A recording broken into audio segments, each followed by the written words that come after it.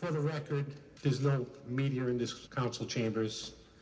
The only exposure to the outside world is through what we carry on from here and what's being recorded through the streaming of this meeting. So what I'm about to say isn't for theatrical purposes. I know it's never ever going to get out there because it's kind of like a David and Goliath situation. I do not have a PR staff being paid hundreds of thousands of dollars. I don't have one member. I don't have a part-time member. I don't have a private entity representing me to deal with these issues. City of Warwick may have a couple in the front office. The governor's office surely has several. In other areas of government, DOT, we read about that. And they're paid sometimes through, they're paid well for their services, and they're competent services, I'm sure, because many of them come from our largest newspaper in the state, Providence Journal. They cover stories for the Journal and then go on to working for government. And you can't blame them because sometimes people are utilized and not compensated properly. They have a future to look out for. They have families they want to raise or support. And sometimes that's unmanageable, especially from an entity that doesn't put value on that. Gatehouse is a large entity. They're currently bidding on the Boston Herald, I think, which is in bankruptcy. But something that was very disturbing to me of lately occurred yesterday in the Providence Sunday Journal. And I want to apologize to my colleagues on the City Council for them even including the City Council in that negative, disingenuous editorial. Clearly, they mentioned one name in a negative light without any basis for the same. And clearly, their article or editorial was geared to hurt one person. Was it politically motivated? I can't answer that. I won't attempt to answer that. But I can tell you that it was irresponsible. Totally irresponsible. And I can tell you that it is in the dictionary next to yellow journalism. This would be a great description of the same. Yellow journalism, the term yellow journalism, as defined, is used today as a pejorative to decry any journalism that treats news in an unprofessional or unethical fashion. Is that what this article did? I tend to think so. A week prior to this article, there was another article in the Journal that stated, I had no comment about an issue. Those individuals that know me, whether it be for a year, 2 years, or my entire lifetime, know one thing about me. You might not like what I have to say. You might agree with what I have to say. But if you ask me something, I do have an answer for you. Never have I told any reporter no comment or no statement. To have something like that reported, that was not done in good faith. But the telltale sign was when I was asked if I was recording our conversation. And I said, my answer to that was, why should I be recording this interview? And then after that, things just terminated, and an article appeared mysteriously making a statement that was inaccurate and containing contents of inaccuracies. I can't talk about the specific contents because it's an item that will come before the council someday. Not because of the threats that were given in the media, not because of the threats for the messages left on my phone by Warwick voters or people describing themselves as Warwick voters who weren't Warwick voters, stating that they're not going to support me in my future political endeavors, which they must know something I don't know because,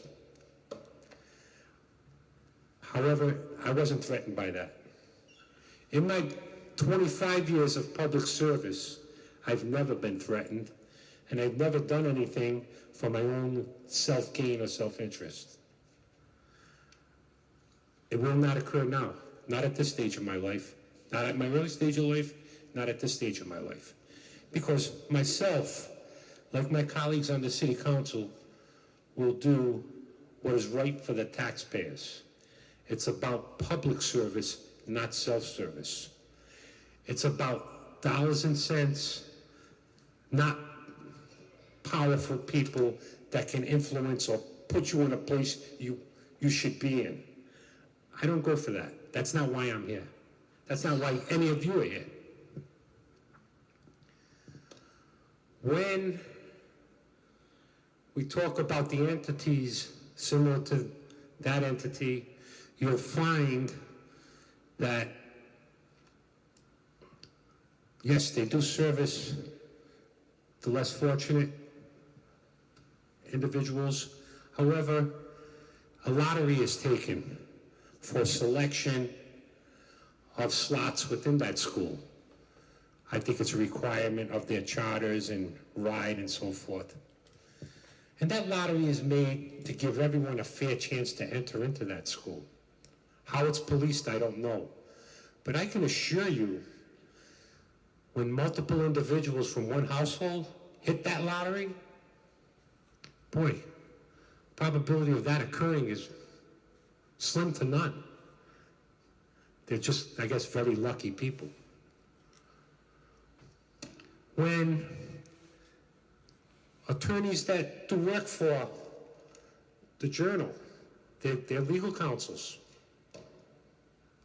have individuals in the curriculum of study, well, again, just coincidental. There's no special interest or anything of that nature. When political operatives who may not live in this city, but like to tell people that they can control which direction the political pendulum is swinging in this city, think that they can threaten people. Not this guy. We got the wrong guy. Again, when the contents of this are completely false, without verification, without picking up the phone and calling me and asking me my opinion or what actually happened, that's not responsible journalism. That's one way. When an adjective is used to call someone stubborn, I don't consider myself stubborn. I consider myself assertive. I'm very assertive in what I believe strongly in. And I love this city. I serve the city, not for monetary gain. I serve the city because I want a city that's going to be even better in the future. I value the city. I value the young people in the city. I value the young people in society because we're not always going to be here. Our time is limited. I know we hate to face that, but whether it be time for public service or time for living in and of itself, it's limited. So while we're here, let's do what's best for everybody. Let's do what's best for the future. Let's not succumb to pressure, whether it be from political rewards or from demise. Let's not succumb to that, because those threats will not accomplish anything in society. And if those are the values you instill, or you want to instill and pass on to your children, or pass on to your students, then maybe you're not the proper authority to be educating our children. These things are wrong. The Journal has been wrong on several occasions, and I will point to those occasions. Relative to myself, there was an individual that was facing criminal charges, going to trial with the same name as myself. Doesn't look anything like me, but he had my name. Well, we shared the same name. Didn't have my name, shared the same name. Campaigning, sent out my brochures with my picture on it, promoting what I thought I did, which was positive for the community, letting them know. That mailing went out maybe about 3-4 weeks before the election. Lo and behold, about a week after that mailing went out, week and a half, my picture appeared, a large picture, unsolicited, appeared in the Providence Journal. Big picture, Joe Solomon. In the criminal trial I was involved with. The trial that I was being tried for allegedly doing a criminal act. This is 2 weeks before the election. I called up the Journal. My family was upset. I said, relax. People know it's not me. And thank goodness people do pay attention and they know it's not me. But I called up the Journal. The Journal printed a little retraction on the back of page A2, which nobody saw. People told me I should have sued the Journal back then. I said, no. Yes, I'm an attorney, but mistakes can be made. And I honestly thought that was a mistake back then. Bring us up to current times. Warwick City Council, in action, refused to hear school department's request to relative to funding of the contract, and all those people cannot be paid. All those teachers and staff will not be paid because the Warwick City Council failed to hear something in the month of December. Again, false news. I won't use another term. I'll call it false news. False news was conveyed. My colleagues indicated, Joe, we should do something, set the story straight. I said, don't worry. It'll come out in the wash. It'll come to the surface, and the facts speak for themselves. Well, lo and behold, things came up on our docket. We attached the correspondence, and it showed the Warwick City Council didn't do anything wrong. And that was a lie that appeared in the paper.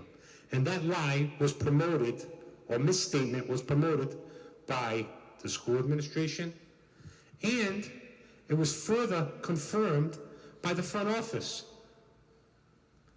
Oh, yeah.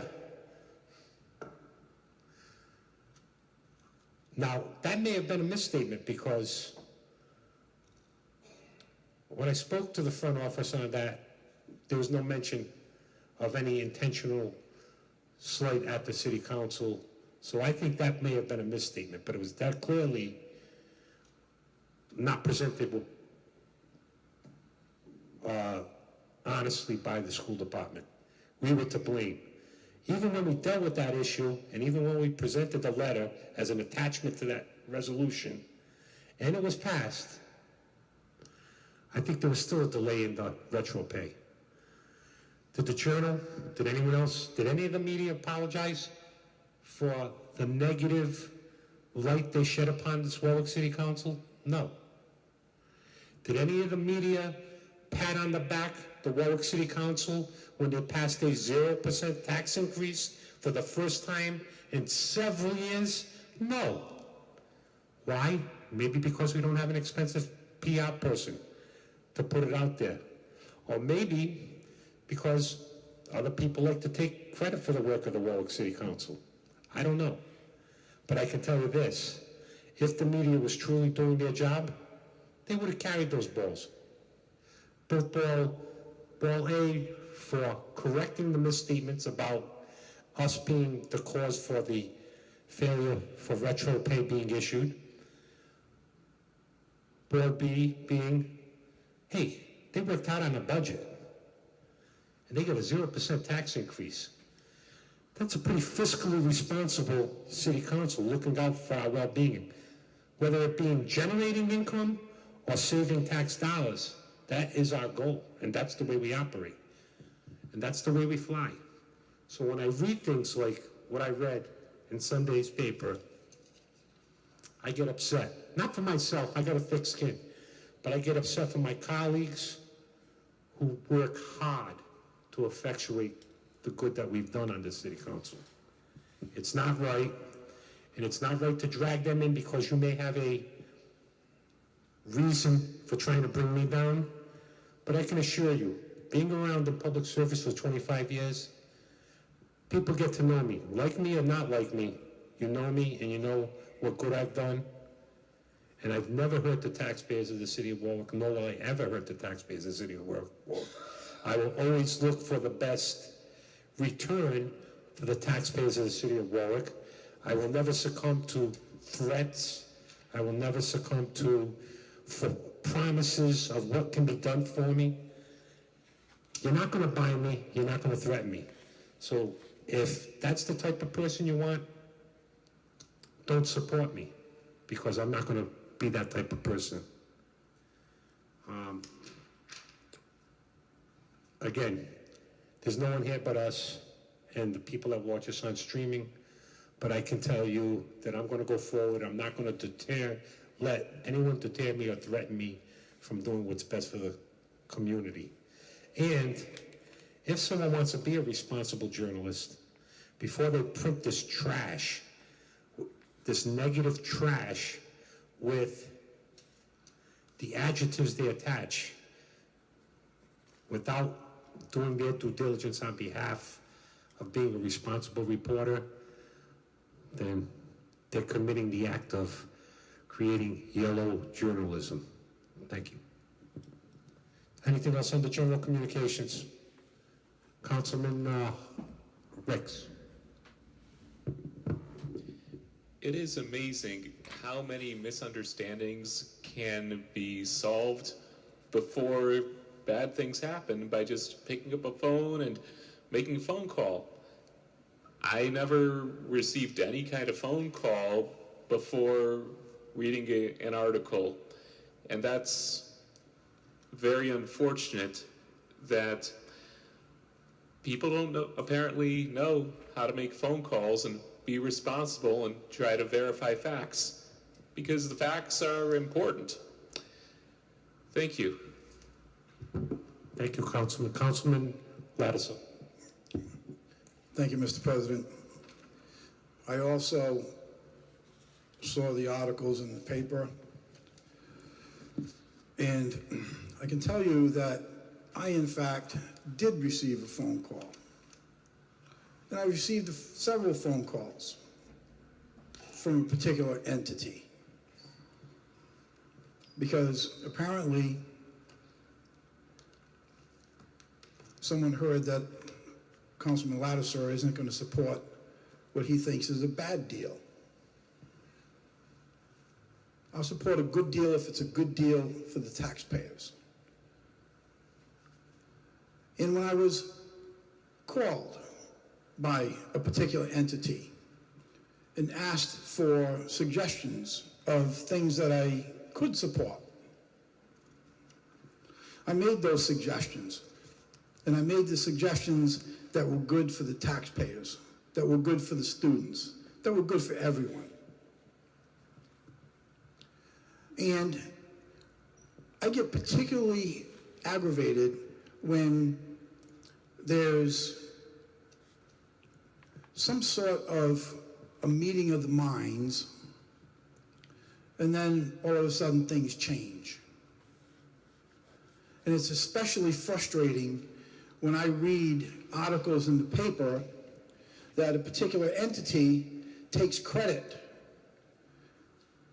as having come to the table and made certain concessions and increases certain items. Do you think this just happened miraculously out of the kindness of one's heart? And then I read about, well, we hope that this building doesn't fall into disarray and deteriorate.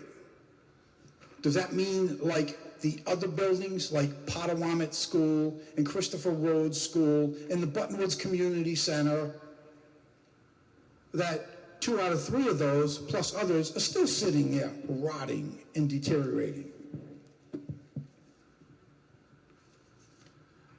So here's what this councilman is. I will not support anything that is not a good deal for all the taxpayers. I'm not supporting any one-way entity, deal, or any other item that comes before me.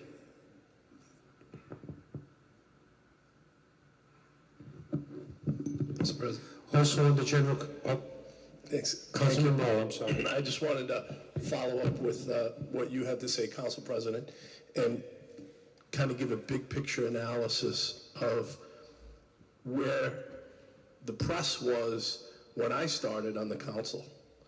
And when I started on the council, we had what they referred to as the West Bay section of the Providence Journal. And we had a reporter in the audience every meeting. His name was Tony DePaul. He was a great guy. And he was fair, and he was equitable, and he actually listened to you and did research. He would fact check. And they actually had an office, the West Bay section, and it was right down near AAA. And their articles were not biased.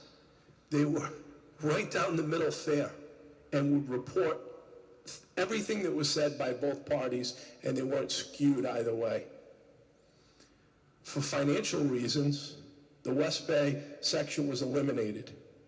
And although Mr. DePaul got moved on to other jobs, which didn't include covering the council, other reporters were sent to Warwick that had no history, didn't know anyone in the city of Warwick, didn't know what had happened in the past, and could be easily swayed by making statements that if Mr. DePaul was here, he would have known instantaneously were inaccurate, because he sat through the meetings for years. And then it got whittled down more, where these reporters were covering multiple cities, to the point where in the course of 2 months, 3 months, maybe quarterly, we'll be graced with a reporter in an audience if there's some sensationalized issue that might be on the television. Other than that, there's no reporting. I think it's great that maybe somebody could watch something on television and pretend to not have questions like every reporter does, and be able to stand up and walk up to a council member and ask them a question and have a dialogue about an issue, so you can have true, fair, accurate, and fair reporting. I read an editorial piece like that, and I say, who's behind the scenes? Who's behind the scenes? That was a hit job. That wasn't an article. And it had bits and pieces of information that, if they're true, I'd like to compliment the council. Because all we were doing is our job by saying, hey, wait a minute, it has to be a fair and reasonable price for a building. And lo and behold, in a matter of weeks, after this entity that was coming before us, they raised their price by, I think it was around 25%. According to that article, if it's right, I don't know. Everybody knows how things get before the council. They get docketed and they get discussed. And if there's a written proposal, it usually goes to the planning department. Everybody knows where Mr. DePasquale's office is, and I assure you that if it goes to Mr. DePasquale's office, it's going to end up on the mayor's desk. And then at the appropriate time, it ends up here. I mean, that's the way our system of government works. That's how it was set up. That's how it gets docketed. Nope, we're going to have somebody slip a memo to somebody that doesn't have the courage to put their name on it under the word editorial, and somehow has access to, I guess, every conversation that every council member had if somebody called him and asked the question. It's so ridiculous, it's not even funny.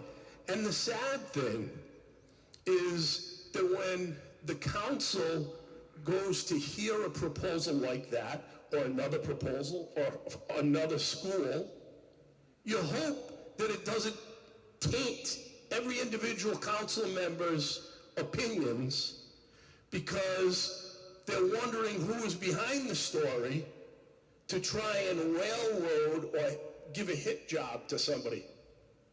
That's not what we're all about. I mean, we're about being fair and equitable. We all know what the fair market value of the building is.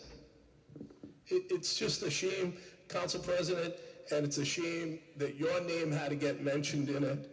And it's a shame that Councilman Ricks had to get dragged into it too, because it's his ward, and they didn't even talk to him.